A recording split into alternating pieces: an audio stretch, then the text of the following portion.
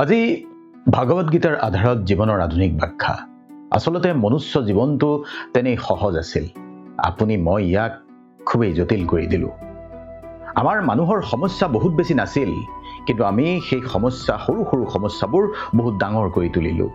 আমাৰ হাতত যি আছিল সেয়াই যথেষ্ট আছিল, কিন্তু আমি কি কৰিলোঁ, সদায় বেলেগ কিবা বিচাৰি থাকিলোঁ। আৰু আজিৰ তাৰিখত আমি সকলো মানুহ ভাগৰুৱা, মনটো অস্থিৰ, হৃদয়খন ভৰি আছে, কিন্তু শূন্যতা আছে। আজিৰ এই কথাখিনিত আপুনি মই একেলগে বুজিবলৈ চেষ্টা কৰিম জীৱনক সঁচাকৈ কেনেকৈ যাপন কৰিব পাৰি, জীৱন কেনেকৈ জীয়াব পাৰি। আচলতে আমি যিটো সত্য সেইটো ইগনোৰ কৰোঁ। জীৱন কেতিয়াও কঠিন নাছিল। জীৱন অনিশ্চিত। আমি আমাৰ অনিশ্চয়তাক ভয় কৰোঁ, জীৱনৰ অনিশ্চয়তাক, আৰু সেইকাৰণেই আমি কণ্ট্ৰল কৰিব বিচাৰোঁ সকলো। এক্সপেক্টেশ্যন ৰাখোঁ বহুত বেছি। অতীতক লৈ আমি অনুতাপ কৰোঁ, ভৱিষ্যতক লৈ আমি ভয় কৰোঁ, আৰু এই চাৰিটা মিলি জীৱনটো জটিল কৰি পেলায়। সঁচা কথাটো কি জানে? আপুনি জীৱন কেতিয়াও নিয়ন্ত্ৰণ কৰিব নোৱাৰে, কিন্তু আপুনি নিজৰ যি প্ৰতিক্ৰিয়া আপুনি বিভিন্নজনৰ সন্মুখত দিয়ে আচাৰ ব্যৱহাৰৰ মাজেদি, সেই প্ৰতিক্ৰিয়া নিয়ন্ত্ৰণ কৰিবলৈ 10টা কথা মন দিব। নিসংগতা মানে নিজৰ পৰা আঁতৰি যোৱা। প্ৰেম মানে আসক্তি নহয়, প্ৰেম মানে বুজা পৰা। অভাৰ থিংকিং মগজুৰ খেল মাত্ৰ। সত্য যিটো আমি দেৰিকে বুজি পাওঁ, অন্যায় যিটো বাস্তৱ, সম্পৰ্ক অনুভৱৰ ওপৰত টিকি থাকে যি, বিচ্ছেদ জীৱনৰ এক শিক্ষা, কম্পাৰিজন বা তুলনা শান্তিৰ শত্ৰু, সেলফ লাভ ভিতৰৰ শক্তি। সেইবোৰ একেলগে মিলিয়েতো জীৱনৰ এটা সম্পূৰ্ণ ছবি গঢ় লৈ উঠে। আপুনি মই কমকৈ বুজো, আপুনি মই একচেপ্ট কৰিব নোৱাৰোঁ। যি আছে তাক আপুনি মই গ্ৰহণ কৰিব নোৱাৰোঁ। সেইকাৰণেই আপোনাক কৈছোঁ, আজি নিজকে অলপমান সচেতন কৰক। নিজৰ চিন্তা আৰু আচৰণ আপুনি অলপ সাৱধানতাৰে লক্ষ্য কৰক। এই পৃথিৱীত একোৱেই স্থায়ী নহয়। আপুনি জানে, কিন্তু আপুনি ইগনোৰ কৰে। আপুনি প্ৰতিদিনেই সৰু সৰু ভাল কামৰ অভ্যাস কিয় নকৰে? আপুনি কৃতজ্ঞ কিয় নহয়? যি আছে তাৰ প্ৰতি মূল্য কিয় নাথাকে? আচলতে জীৱনটো আপুনি মই স্থিৰ কৰিবলৈ হ'লে জীৱনৰ 5টা স্তম্ভৰ ওপৰত গুৰুত্ব দিব লাগিব। প্ৰতিদিনেই আপুনি 10 মিনিট নীৰৱে থাকিব লাগিব, 30 মিনিট আপুনি শৰীৰৰ যতন ল'ব লাগিব, 5 মিনিট আপুনি কৃতজ্ঞ হ'ব লাগিব, ছ'চিয়েল মিডিয়াৰ ব্যৱহাৰ সীমিত কৰিব লাগিব, আৰু নিজৰ লগত অলপ কথা পাতিব লাগিব, যিটো আমি আচলতে কঠিন বুলি ভাবোঁ। এইটো কঠিন নহয়, এয়া হেবিট, আৰু হেবিটেই মানুহৰ জীৱন গঢ়ে। আজি ভাগৱত গীতাত বহু হাজাৰ বছৰ পূৰ্বে, 5000 বছৰ পূৰ্বে ভগৱান শ্ৰীকৃষ্ণই যি কথা কৈছে, সেই কথা আপুনি মই জানো। জীৱন পাৰফেক্ট নহয়, মানুহ কেতিয়াও পাৰফেক্ট নহয়, সম্পৰ্ক পাৰফেক্ট কেতিয়াও নহয়। কিন্তু আপুনি মই কি কৰোঁ? পাৰফেক্ট এটা সম্পৰ্ক বিচাৰোঁ, পাৰফেক্ট এটা জীৱন বিচাৰোঁ। যেতিয়া আপুনি নিজৰ লগত সৎ হ'ব, নিজৰ লগত সঁচা হ'ব, যেতিয়া আপুনি নিজৰ পথ গ্ৰহণ কৰিব, তেতিয়াই আপুনি নিজৰ মনটো বুজি উঠিব। নিজৰ জীৱনটো আপোনাক সহজ কৰিবলৈ লাগে, কিন্তু আপুনি স্বীকাৰ নকৰে। জীৱন জিনিবলৈ নহয়, জীৱন অনুভৱৰ নাম। সেইকাৰণেই কৈছোঁ, আজি তুলনাৰ দ্বাৰা, প্ৰতিযোগিতাৰ দ্বাৰা মানুহ শান্তিত জীয়াব পাৰে। পুৱাই ফোনটো খুলি চাই আপুনি কি দেখে? কোনোবাই নতুন গাড়ী কিনিছে, এই ধৰণৰ কথা। কোনোবাই বিদেশলৈ গৈছে, এইবোৰেই আমি দেখোঁ। কোনোবাই সফলতা লাভ কৰিছে, এইবোৰ আমি চাওঁ, আৰু এইবোৰ আমি চাই নিজৰ জীৱনটো অলপ মন কৰোঁ, অশান্ত হৈ যাওঁ। আপুনি ভাবে, মই ভাবোঁ, ক'ত আছোঁ আমি? একেবাৰে পিছ পৰি ৰৈ গ'লোঁ নেকি? এনেকুৱা এটা অনুভৱে লাহে লাহে আপোনাৰ মোৰ শান্তি শেষ কৰি পেলায়। এয়াই তুলনা, মাৰাত্মক তুলনা। মানুহৰ মগজু তুলনা কৰিবলৈ ডিজাইন কৰা হৈছে। কম্পেৰিজন, ইভলিউশ্যনৰ সময়ত মানৱ সভ্যতাৰ যেতিয়া বিকাশ, মানুহে নিজৰ অৱস্থান বুজিবলৈ আনৰ লগত তুলনা কৰিছিল। কিন্তু আজিৰ সমস্যা কি? আগে আপুনি মই 10জন মানুহৰ লগত তুলনা কৰিছিলোঁ, আৰু আজি এতিয়া আপোনাৰ হাতত হাজাৰ হাজাৰ মানুহৰ লগত তুলনা কৰাৰ সুবিধা আছে আৰু সেইটোৱেই কৰিছোঁ আপুনি মই ছ'চিয়েল মিডিয়াত মানুহে নিজৰ হাইলাইট দেখুৱায় ল' মমেণ্ট দুখৰ মমেণ্ট নেদেখুৱায় 30 ছেকেণ্ডৰ এটা ফটো বা এটা ৰীল বা এটা ভিডিঅ'ত আপুনি তেওঁৰ সম্পূৰ্ণ জীৱনটো নেদেখে তেওঁ 30 ছেকেণ্ড দেখিয়ে ভাবি লয় তেওঁলোকৰ জীৱন পাৰফেক্ট আপুনি মই ভাবোঁ 30 ছেকেণ্ড দেখিছোঁ তেওঁলোকৰ ডপামিন ছিষ্টেমৰ তুলনাত জড়িত হৈ আছে যেতিয়া আপুনি মই আনতকৈ পিছপৰাৰ অনুভৱ কৰোঁ তেতিয়াই আমাৰ ষ্ট্ৰেছ আহে হৰমন বাঢ়ে আৰু কত কি অৰ্থাৎ comparison is equal to anxiety এইটোৱেই হৈছে আপোনাৰ সৈতে এইটোৱেই হৈছে মোৰ সৈতে তুলনাই তিনিটামান কাম কৰে আপোনাৰ মোৰ আত্মবিশ্বাস কমাই আনে 2 নম্বৰ আপোনাৰ সন্তুষ্টি নষ্ট কৰি পেলায় 3 নম্বৰ আপোনাৰ নিজৰ পথ বিভ্ৰান্ত কৰে সেইকাৰণে আজি আপোনাক কৈছোঁ আপুনি নিজৰ জীৱনটো জীয়াই থকা বন্ধ কৰি দিয়ে কিয় আৰু আনৰ জীৱন চোৱা আপুনি আৰম্ভ কৰি দিয়ে ভাগৱত গীতাত এইবোৰ কথা লিখা হোৱা নাই কিন্তু সঁচা কথাটো কি জানে আজি আপুনি যিগৰাকীৰ লগত নিজকে তুলনা কৰিছে তেওঁৰো নিজৰ নেদেখা দুখ এসোপামান আছে যন্ত্ৰণা আছে কিন্তু আপুনি কেৱল তেওঁৰ সফলতা দেখে ছ'চিয়েল মিডিয়া চাই ফেচবুক চাই ইনষ্টাগ্ৰামৰ ৰীল চাই সেইকাৰণেই আজি আপোনাক কৈছোঁ আধ্যাত্মিক দৃষ্টিৰে যদি চোৱা যায় প্ৰতিজন মানুহেই নিজৰ যাত্ৰা লৈ আহে জীৱন এক যাত্ৰাৰ নাম আৰু 2জন মানুহৰ 3জন মানুহৰ কাৰো এই পথ একে নহয় আপুনি যদি আনৰ লগত তুলনা কৰে আপুনি যদি নিজৰ পথটো হেৰুৱাই পেলায় তেতিয়া এই পৃথিৱী এই জীৱন জটিল যেন লাগিবই আপুনি গছবোৰ একে সময়ত ফুল দিয়া দেখিছে জানো বা ফল দিয়া দেখিছে জানো কোনোবাডাল গছ আগে ফুলে বা ফুল আগেই ফুলে আৰু কোনোবাডাল পাছত প্ৰতিটোৰে এটা নিজস্ব ঋতু আছে কিন্তু সকলো গছৰে নিজস্ব সৌন্দৰ্য নিজস্ব মূল্য আছে নিজস্ব স্বকীয়তা আছে সেইকাৰণে আজি আপোনাক কৈছোঁ আপোনাৰ সময় এতিয়া অহা নাই কিন্তু আপোনাৰ সময় আহিব আপুনি অলপমান অপেক্ষা কৰিব লাগিব ছ'চিয়েল মিডিয়া লিমিট কৰিব লাগিব প্ৰতিদিনে নিৰ্দিষ্ট সময় ৰাখিব যে এইখিনি সময় মই অলপমান ছ'চিয়েল মিডিয়া চাম তাৰ বাহিৰে বাকী সময়ত আপুনি নিজৰ কাম কৰিব কৃতজ্ঞতাৰ অভ্যাস ৰাখক প্ৰতিদিনে 3টা বস্তু লিখক যি আপোনাৰ জীৱনত ভাল হৈ আছে তেনেকুৱা ধৰণৰ কি ভাল হৈ আছে আপোনাৰ জীৱনত আপোনাৰ সেলফ প্ৰগ্ৰেছ আপুনি কম্পেয়াৰ কৰক কালি আপোনাৰ লগত যি হৈছিল আজি আপুনি কিমান ডেভেলপ কৰিলে আনৰ লগত তুলনা নকৰিব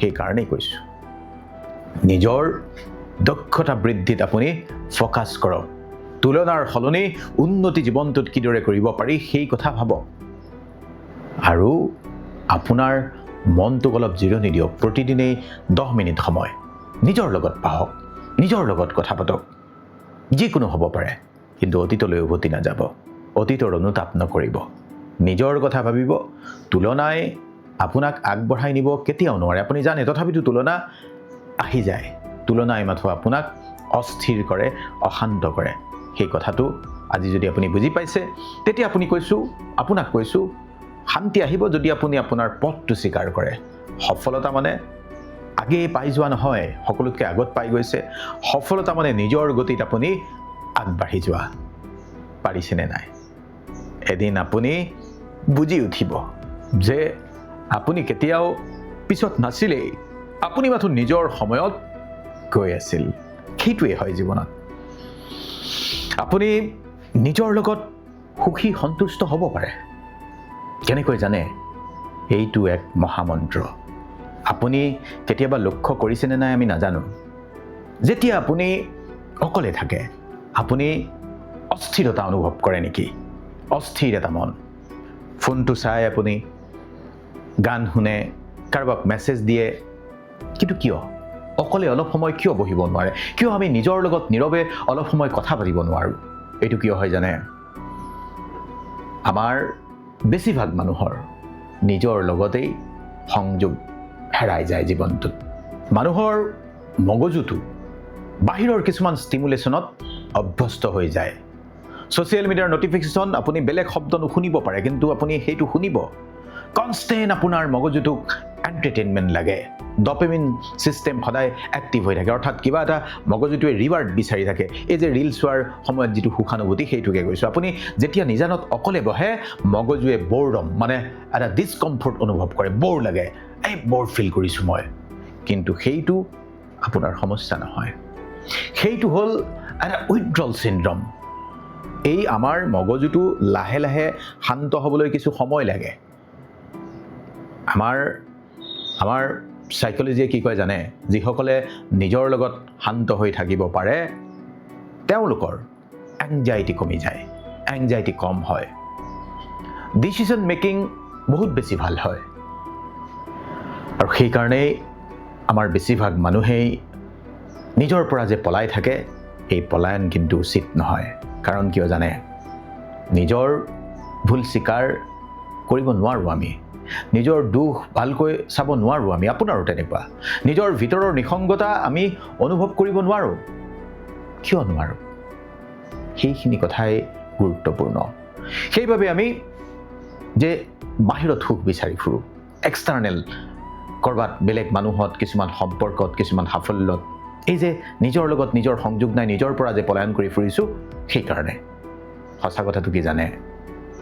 যি মানুহে নিজৰ লগত সুখত থাকিব নোৱাৰে, নিজৰ সৈতে সুখ অনুভৱ নকৰে, তেওঁ কেতিয়াও আনৰ লগতো সম্পূৰ্ণ সুখ অনুভৱ কৰিব নোৱাৰে।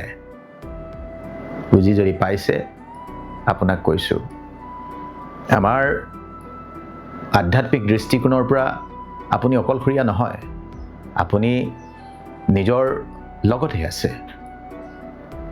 সেইকাৰণেই নিজৰ লগত থকা যিটো অভ্যাস, যিটো ছেল্ফ লাভ, যিটো আত্মপ্ৰেম, যিটো স্বপ্ৰেম, নিজক ক্ষমা কৰি দিব লাগিব, নিজক বুজিব লাগিব। নিজে যি হয় তাক সেইভাৱেই you have to accept yourself. আপুনি পাৰফেক্ট নহয়, কিন্তু আপুনি কমপ্লিট, ইউ আৰ সম্পূৰ্ণ। আৰু যেতিয়া আপুনি নিজৰ লগত বন্ধুত্ব কৰে, এই পৃথিৱীখন সহজ যেন লাগে। মানুহ প্ৰেক্টিকেল হ'ব লাগিবই।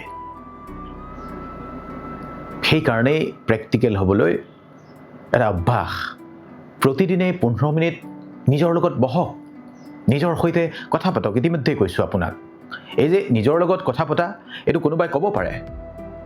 নিজকে আপুনি সোধক, মই সঁচাকৈ এম আই অল ৰাইট? মই ভালে আছোঁ? আৰু বাৰে বাৰে কৈছোঁ আপোনাক, দিনটোত অন্ততঃ এঘণ্টা সময় ফোন নোহোৱাকৈ থাকক, যিটো আজিৰ তাৰিখত ডিজিটেল ডিটক্স বুলি কোৱা হয়। নিজৰ শৰীৰটোৰ অলপমান যতন লওক, এক্সাৰচাইজ কৰক, ভালকৈ শুৱক, ভাল খাদ্য খাওক। এইবোৰ একোটা আত্মপ্ৰেমৰ অংশ বিশেষ।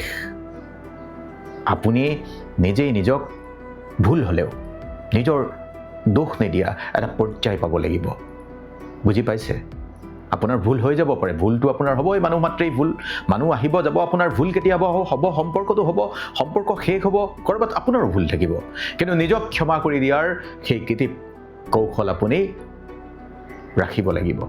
যদি আপুনি নিজৰ লগত সুখত থাকিবলৈ শিকে, এই পৃথিৱীৰ কোনো শক্তি নাই যিয়ে আপোনাক ভাঙিব পাৰিব। য়েছ, সেইটোৱেই আত্মপ্ৰেম, সেইটোৱেই ছেল্ফ লাভ। ছেল্ফ লাভ মানে এয়া কোনো লাক্সাৰিয়াছ বস্তু নহয়, এইটো হৈছে আপোনাৰ জীৱনৰ আধাৰ, জীৱনৰ ভিত্তি, যিটো আমি বহুত দেৰিকৈ বুজি পাওঁ। যদি আপুনি নিজৰ লগত শান্তি আনিব খোজে, নিজৰ সৈতে থাকি সুখ অনুভৱ কৰিব খোজে, তেতিয়াহ'লে ইয়াৰ পিছৰ কথাখিনি অতিকে গুৰুত্বপূৰ্ণ। আপুনি বহুত চেষ্টা কৰিছে কিন্তু পৰা নাই। আপুনি ভাবিছে মই কিয় পৰা নাই? আপুনি ভাবিছে জীৱনত কিবা অভাৱ আছে, কিন্তু হয়তো নাই। ফোন আছে, ইণ্টাৰনেট আছে, বন্ধু আছে, হয়তো এটা ভাল বেয়া আপুনি কাম কৰি আছে, দৰমহা পাইছে মাহেকৰ মূৰত, দিনটো আপুনি ব্যস্তভাৱে পাৰ হয়, আৰু আপোনাৰ নিশা হ'লে কি হয়? এটা যন্ত্ৰণা আহে।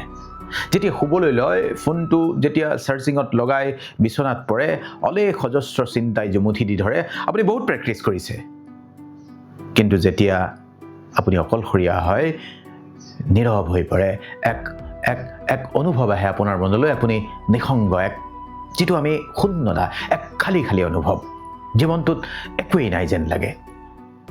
আজি সেইকাৰণে আপোনাক কৈছোঁ, আপুনি যেতিয়া ইনষ্টাগ্ৰাম ৰিলছ স্ক্ৰল কৰি থাকে, যেতিয়া আপোনাৰ অসম্ভৱ ধৰণে বাকী মানুহবোৰক সুখী যেন লাগে, তেতিয়া আপোনাৰ এই পৃথিৱীৰ ফেচবুক ইনষ্টাত থকা মানুহবোৰক যেতিয়া অসম্ভৱ সুখী যেন লাগে, তেতিয়া আপোনাক কৈছোঁ, তেতিয়া আপুনি ফোনটো বন্ধ কৰি লৈ হঠাৎ নিজৰ জীৱনটো সৰু যেন অনুভৱ কৰে।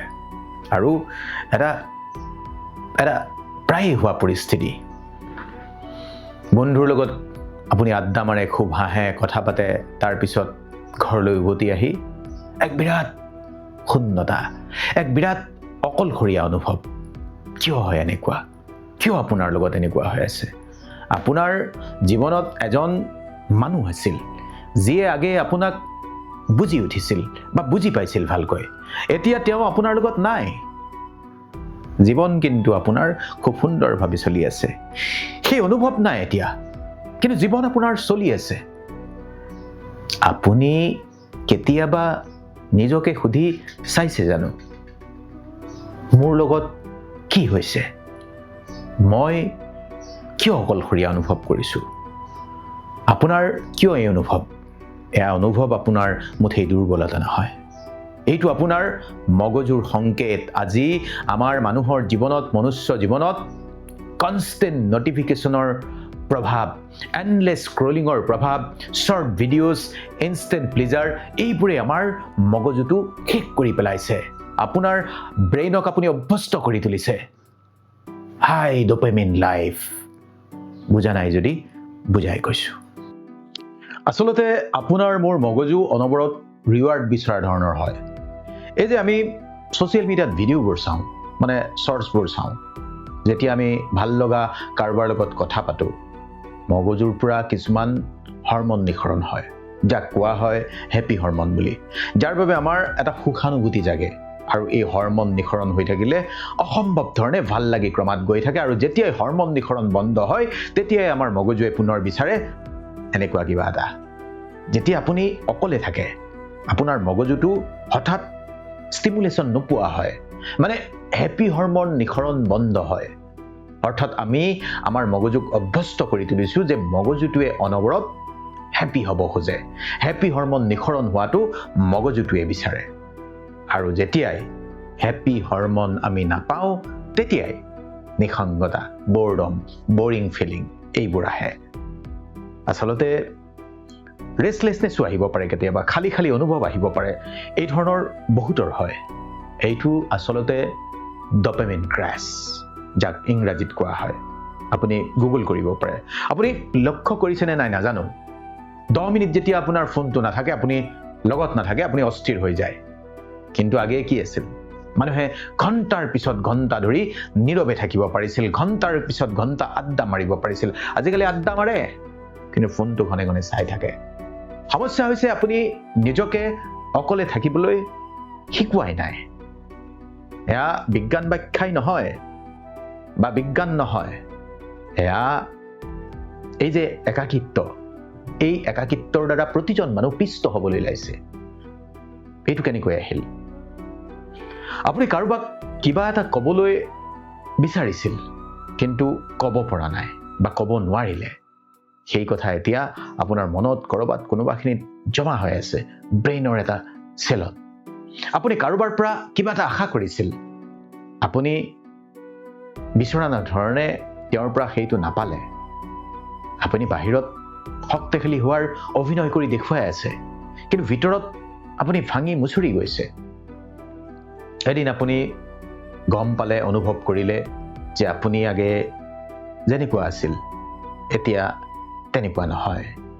আপুনি কেৱল এতিয়া দায়িত্ব পালন কৰি থকা এজন মানুহ, আপুনি কেৱল জীৱনটো চলাই নিয়া এজন তেনেই সাধাৰণ মানুহ। ভিতৰত পুঞ্জীভূত হৈ থাকি গ'ল আপোনাৰ কথাবোৰ। কেনেকৈ উলিয়াই আনিব? সঁচা কথা কি জানে, এই যে খালী খালী অনুভৱ, এইটোৱে যে আমাক খাই মাৰে। জীৱনটো যেন একো নাই যেন অনুভৱ আপোনাৰ মনলৈ আনি দিয়ে। আপুনি মনত ৰাখিব, আপুনি মুঠেই খালী নহয়। আপুনি কেৱল নিজৰ পৰা অলপমান আঁতৰি গৈছে। এই যে আপোনাক দঢ়াই দঢ়াই বুজাবলৈ চেষ্টা কৰিছোঁ, আপুনি নিজৰ পৰা অলপ আঁতৰি আছে। এই খালী খালী অনুভৱ বা এই শূন্যতা আপোনাৰ শত্ৰু নহয়। এইটো এটা ছিগনেল, এইটো এটা আপোনাৰ ভিতৰৰ পৰা অহা এটা শব্দ, এটা মাত। এইটো শুনক, অলপ ৰৈ দিয়ক, অলপ নিজকে চাওক, অলপ নিজকে অনুভৱ কৰক। আৰু যেতিয়া ঘৰত শব্দ বেছি হয়, যেতিয়া আপোনাৰ জীৱনত কোঢ়াল হৈ হাল্লা বেছি হয়, আপুনি নিজৰ মাতটো শুনিব নোৱাৰে, ভিতৰৰ মাতটো আপুনি শুনিব নোৱাৰে। সেইকাৰণেই জীৱনত শব্দ বেছি হ'লে আপুনি নিজৰ আত্মাৰ আহ্বান শুনিব নোৱাৰা হৈ যায়, আপুনি নিজৰ পৰা ক্ৰমাৎ দূৰত্ব বাঢ়ি যায়। এই শূন্যতা আপোনাক ভিতৰৰ ফালে লৈ যাবলৈ আহিছে। এই যে খালী খালী অনুভৱ আপোনাৰ হৈ আছে, যদি আপুনি পলাই থাকে, ই ক্ৰমাৎ বাঢ়ি গৈ থাকিব।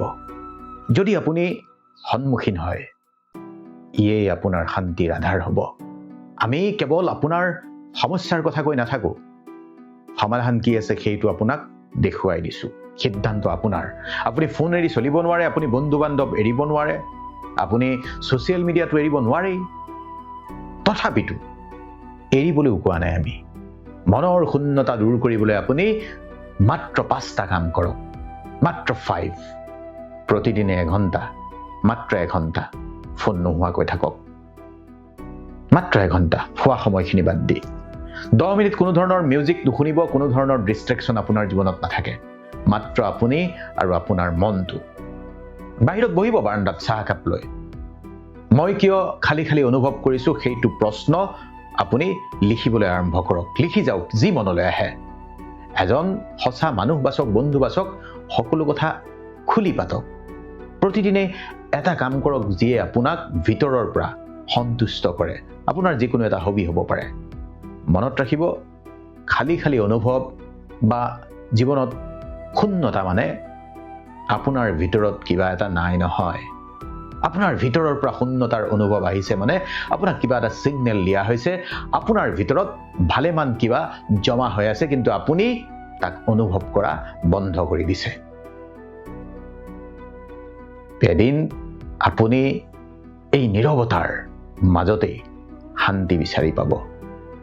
এদিন আপুনি নিজৰ লগত বহিব পাৰিলে আপুনি ক'ব, আই এম নট এলোন। মই অকলশৰীয়া নহয়, মই নিজৰ সৈতে আছোঁ।